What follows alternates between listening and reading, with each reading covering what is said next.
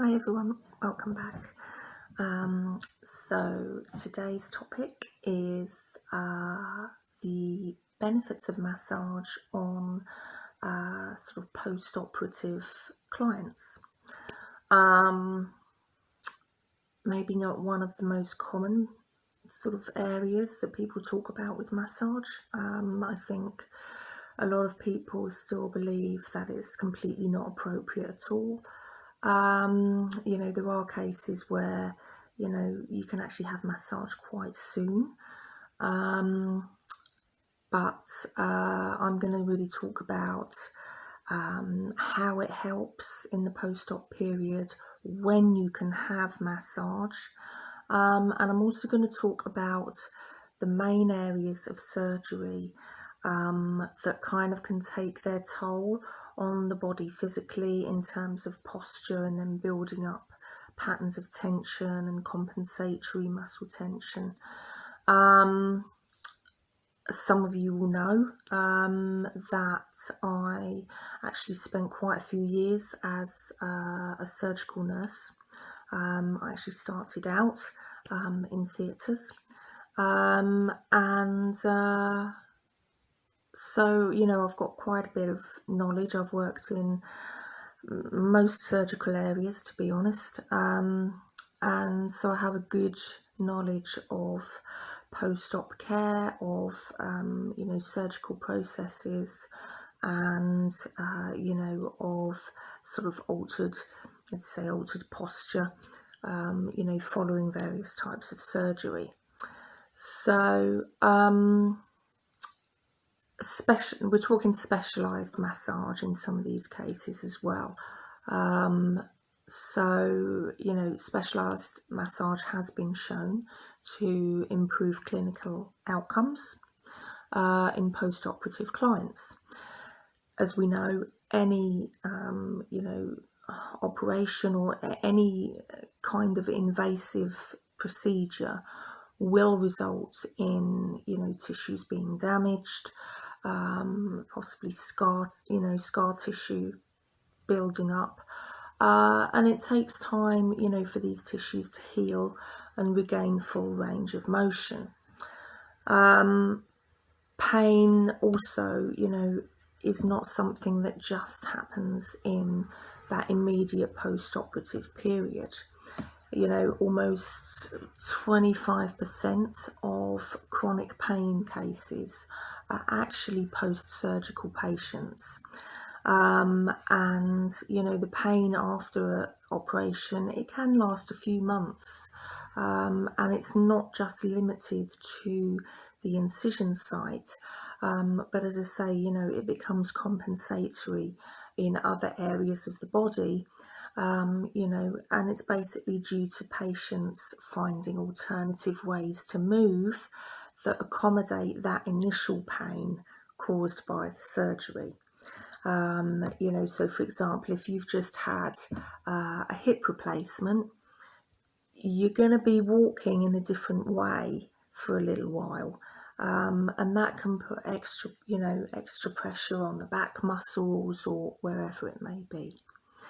But if these compensatory postural changes aren't treated or aren't corrected, this can actually lead to a long-term dysfunction.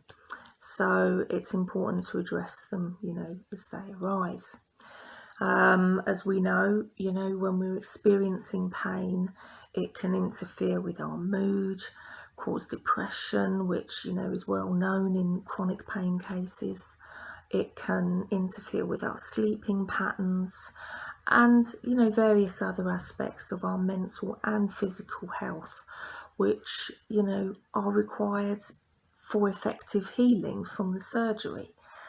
But if we look at the research out there, it does show that massage can be highly beneficial in post-op recovery, in order to assist with healing, helping to reduce the pain, anxiety, build-up of scar tissue, residual swelling, and also by improving the circulation. Now, common types of surgery that would usually sort of potentially recommend some massage in the post-op period. Certainly cosmetic surgery is one. If we look at things like breast augmentation and liposuction, it's actually quite important to massage those areas, as soon as possible, really, after the surgery. And again, that's really to prevent build-up of scar tissue.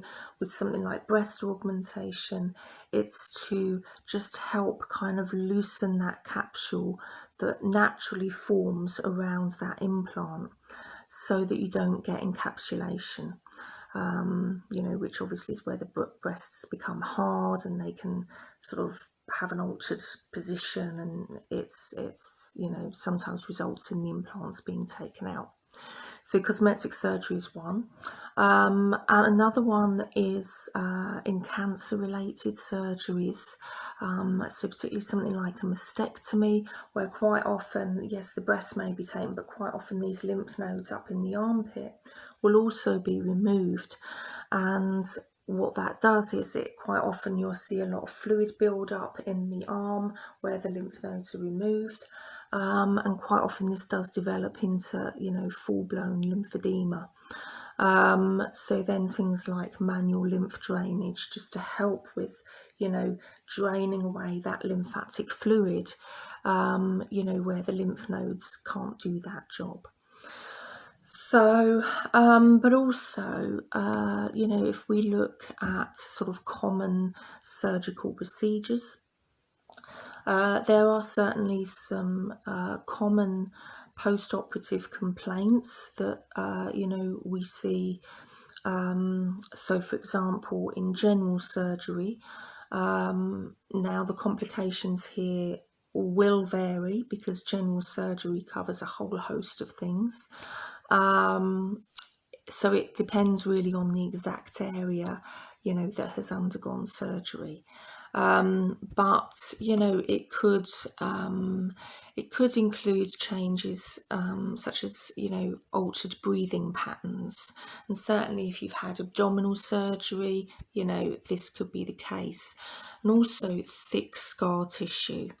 The abdominal area and also the chest area are well known for developing keloid scarring, or even if it's not keloid scarring, just very thick, scar tissue.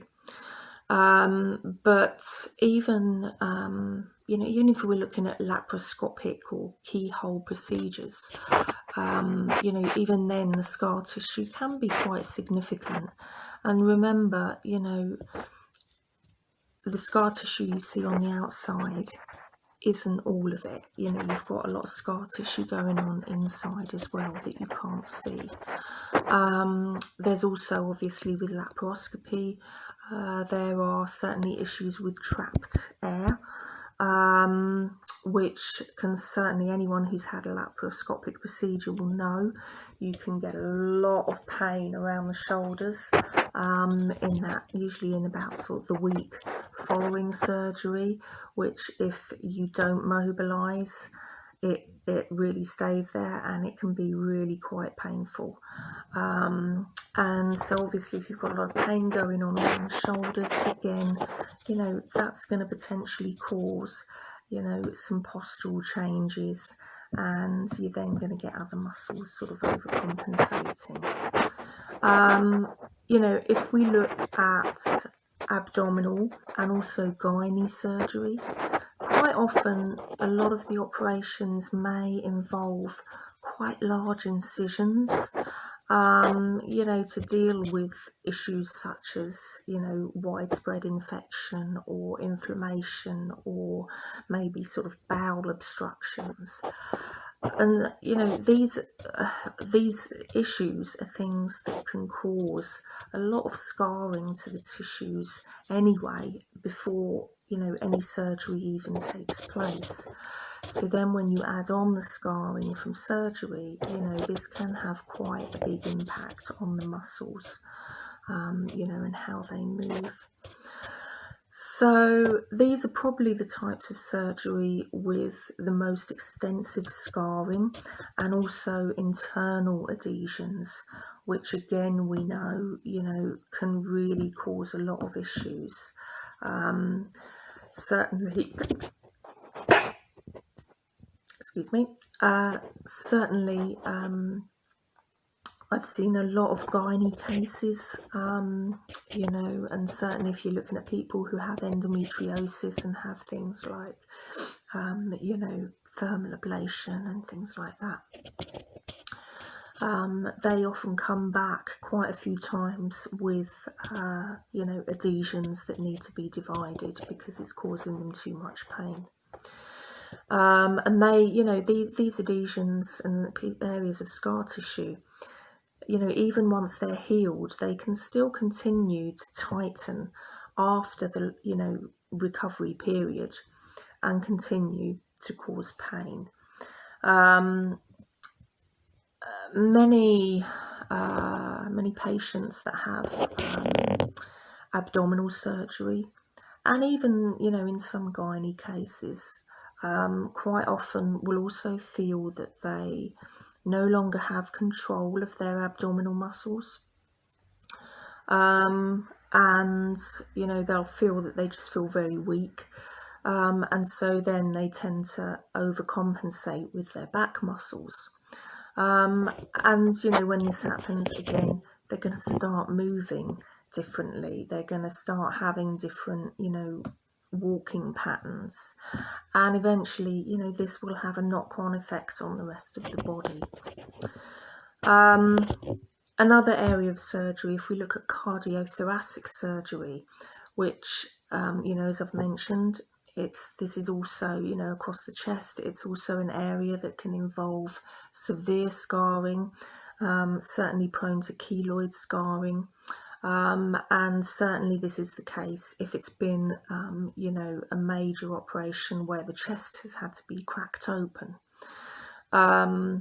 This type of surgery certainly, it's quite common for patients to experience shortness of breath and chest tightness during that healing process, and also to have pain and restricted movement around the shoulders. For some reason, this seems to happen particularly on the right hand side, which is actually the opposite side to where the heart is, but for some reason that's quite common.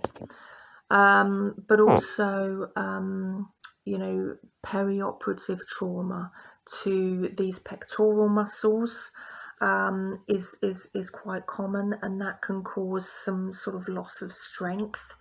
You know, and actually we use those, you know, even if you're not a gym goer and just daily activities, you know, we use our pectoral muscles quite a bit in movement of, you know, the shoulder. And so therefore that can also encourage these compensatory, you know, measures, you know, which will cause issues in other areas. Moving on to orthopedic surgery, certainly hip replacement. You know,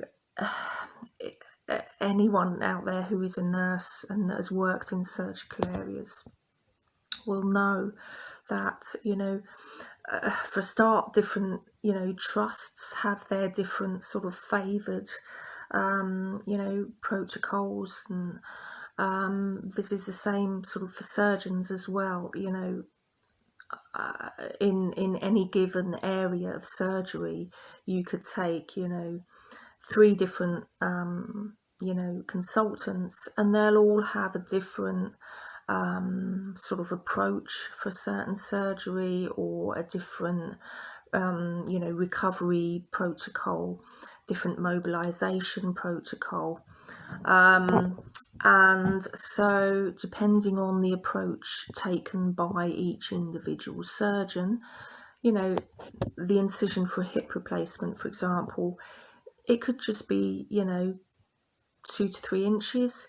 It could be about 5 inches, possibly even a bit longer.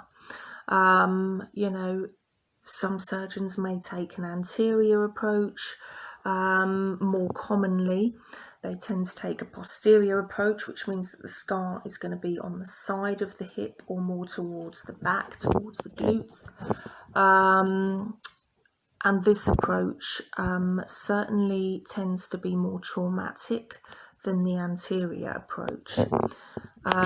So again, that's probably more likely to cause some sort of postural changes and issues following surgery. But also scarring, you know, as well as the impact on the muscles can vary. But also in terms of hip replacements, actually a common sort of issue that can arise and cause further pain is where people kind of hold the muscles, you know, to sort of try and support the joint because of the amount of pain. But actually what this can do is it can cause some misalignment and again postural changes.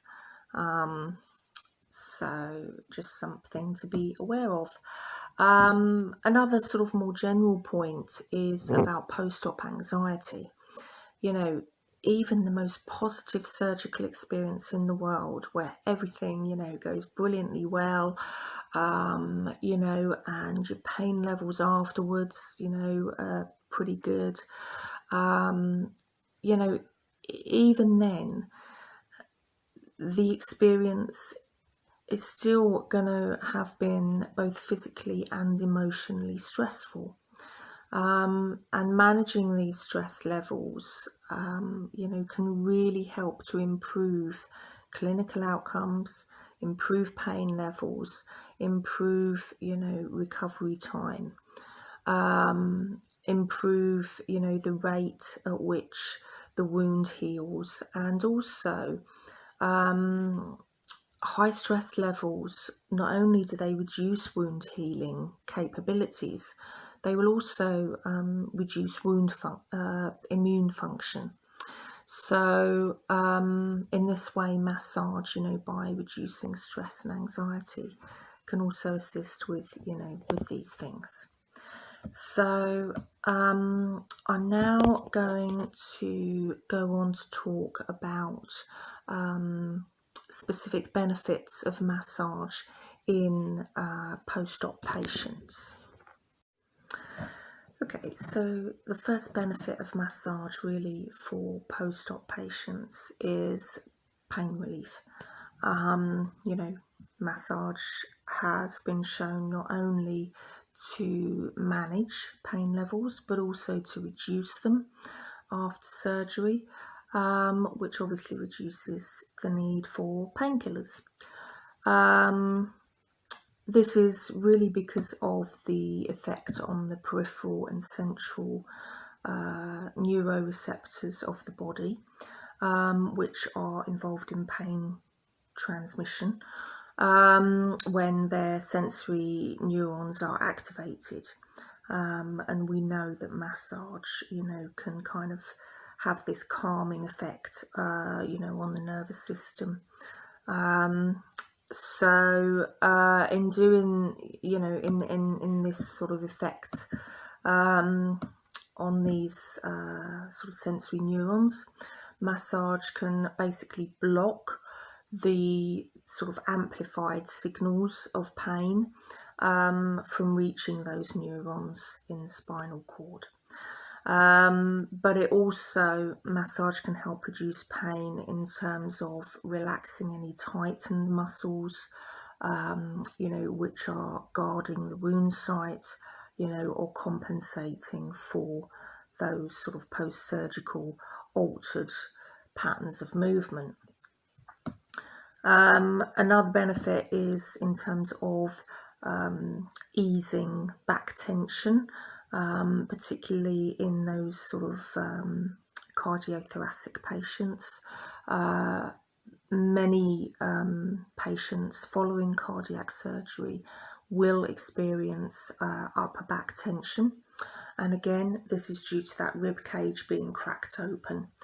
But massage again can just help to release any tension, relax those muscles, and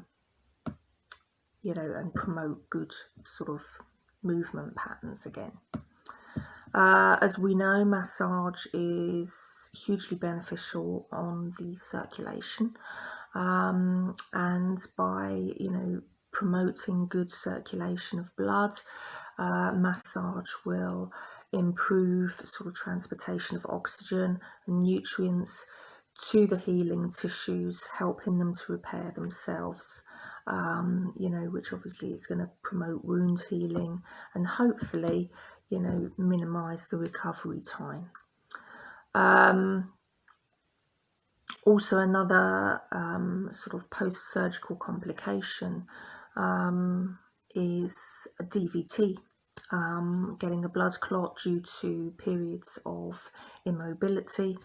Hence why when we go in for operations, we're given those lovely TED stockings, which are really attractive and really difficult to get on, but it's to reduce the risk of blood clots. And certainly calf massage can really help to reduce the risk of these DVTs that occur due to the reduced movement. Another thing in terms of circulation, is the lymphatic drainage.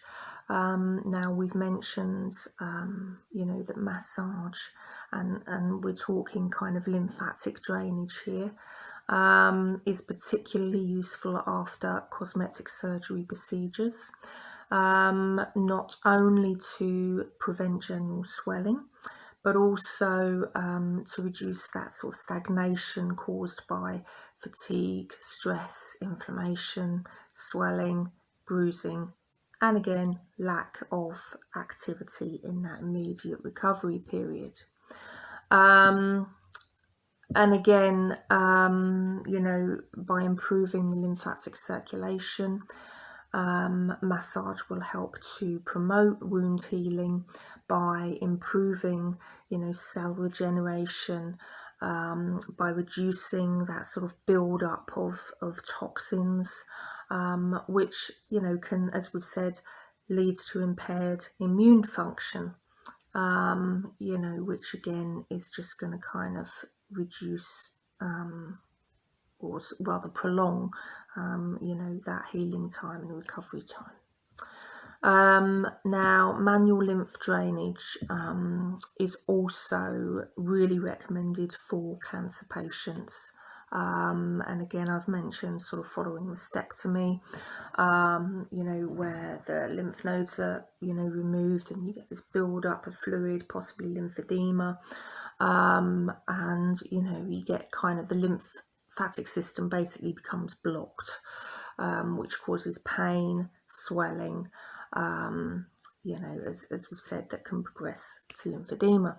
So by strengthening the immune system, massage will also help to protect against post-operative infections as well, which again can increase pain levels and cause further complications. So yeah, by protecting against infections, again, you're promoting, good wound healing. Now, we've mentioned about scar tissue.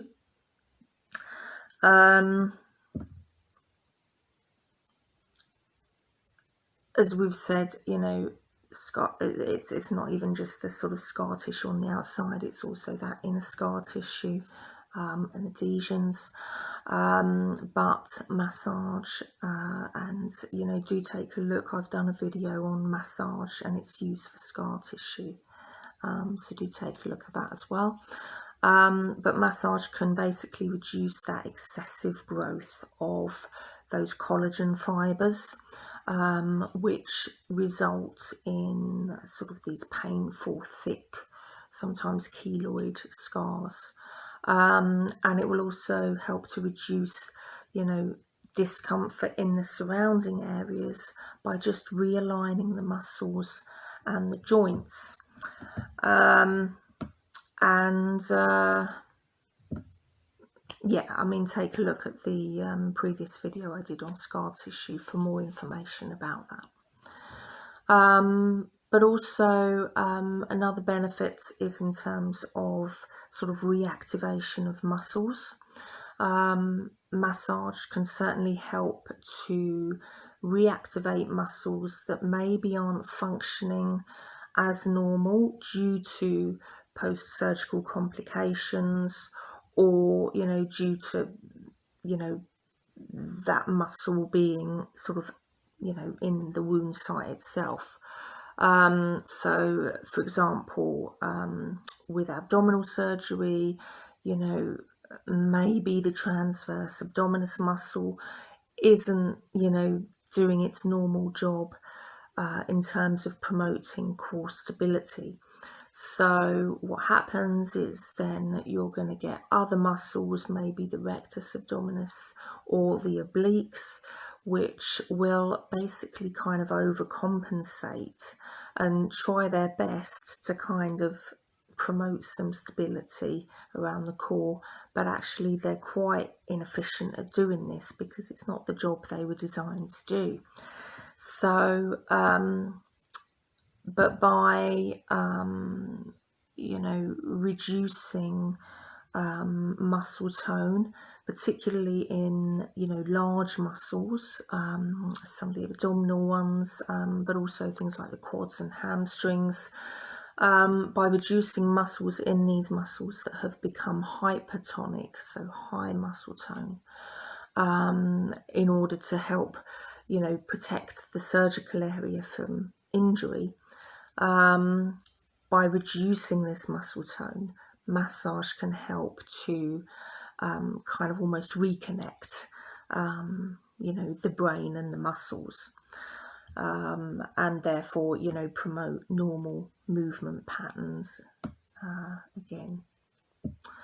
And of course, the most obvious benefit of massage is relaxation, which, it's no different for post-operative patients. As we've said, even in the most positive surgical experience, you will experience both physical and mental, stress, which, we know does increase pain levels. And also reduces wound healing potential and reduces immune function, which potentially could increase the risk of post-operative infection. So, again, by just reducing the stress levels, reducing the release of those stress hormones, you're going to be helping to really, again, promote wound healing, maintain immune function, and consequently, help reduce pain levels. So in terms of finding a good massage therapist for the post-operative period, this is really important. Now, if you've had a cancer surgery, you really do need manual lymphatic drainage if you've had removal of those lymph nodes.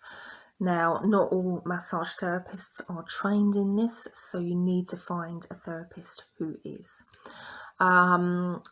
Swedish massage is also particularly beneficial, post-surgery, because it's a much more gentle sort of overall method. But often, due to sort of other muscles compensating, which need a bit more than a Swedish massage, usually a combination of techniques would be used, obviously depending on exactly the kind of complications being experienced. Massage can be done a few days after surgery, but it has to be done in a very gentle manner, and the therapist has to know what they're doing. And again, this is going to be things like, like I mentioned with the breast augmentation, doing a breast massage, or which obviously you would do yourself, or, if you've had liposuction, or, these are sort of the cases where you'd probably have earlier treatment. But, depending on the scale of surgery performed, depending on how the wound is healing, pain levels, inflammation, etc. These are all factors that will determine when you can have a massage treatment. But generally, I would say more often than not, it shouldn't be carried out until at least 4 to 6 weeks post-operatively. Now, that's not to say that, you can't have other areas massaged. So, for example, if you have had, say, a hip replacement, you could still have a back massage, which will still help work on any altered posture.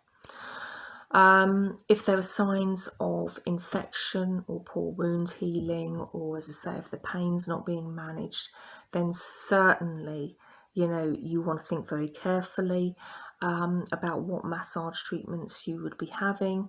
And certainly the wound site absolutely needs to be avoided.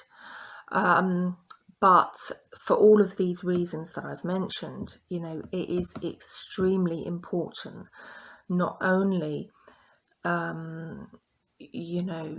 to see a therapist who is trained in any specific, so for example, if you need manual lymphatic drainage, to get a therapist who is qualified in that.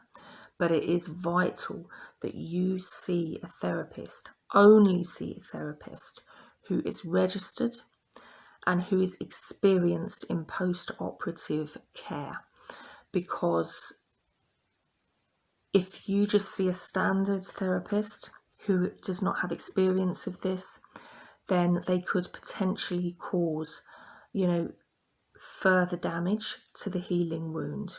Okay.